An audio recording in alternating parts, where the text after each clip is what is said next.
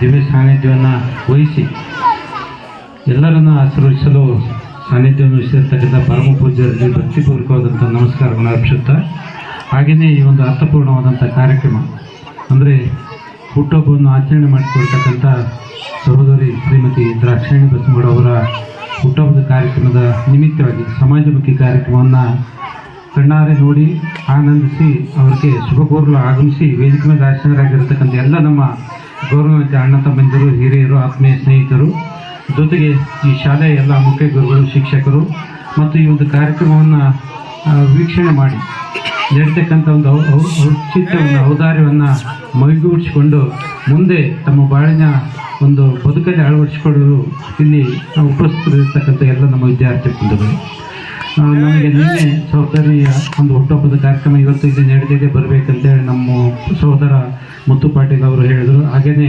ಸಹೋದರಿಯವರು ಆ ಸಂದರ್ಭದಿಂದ ಅಣ್ಣವರಿಗೆ ತಾವು ದಯವಿಟ್ಟು ಬರಬೇಕಂತ ಹೇಳಿದರು. ಸಂತೋಷವಾಗಿ ಈ ಒಂದು ಕಾರ್ಯಕ್ರಮದಲ್ಲಿ ಭಾಗವಹಿಸಿದ್ದೇನೆ.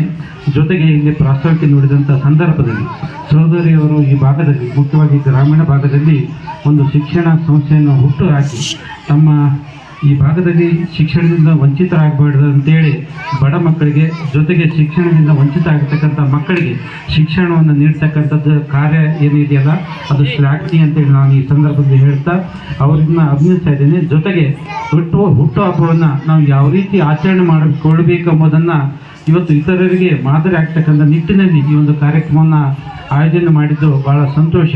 ಇವತ್ತು ಬಡ ಮಕ್ಕಳಿಗೆ ಇದೊಂದು ಪಠ್ಯಪುಸ್ತಕ ವಿತರಣೆ ಮಾಡ್ತಕ್ಕಂಥದ್ದು, ಜೊತೆಗೆ ಇಲ್ಲಿ ನಮಗೆ ವನಶ್ರೀ ನಮ್ಮ ಅಮರೇಗೌಡ ಅವರ ಒಂದು ಸಹಕಾರಕ್ಕೆ ಇಲ್ಲಿ ಸಸಿಯನ್ನು ನೆಡೆದವ್ರ ಮೂಲಕ ಹಸಿರು ವಾತಾವರಣ ನಿರ್ಮಾಣ ಮಾಡ್ತಕ್ಕಂಥ ಈ ಒಂದು ಕಾರ್ಯದಲ್ಲಿ ತಮ್ಮನ್ನು ತಾವು ತೊಡಗಿಸಿಕೊಂಡಿದ್ದಾರೆ.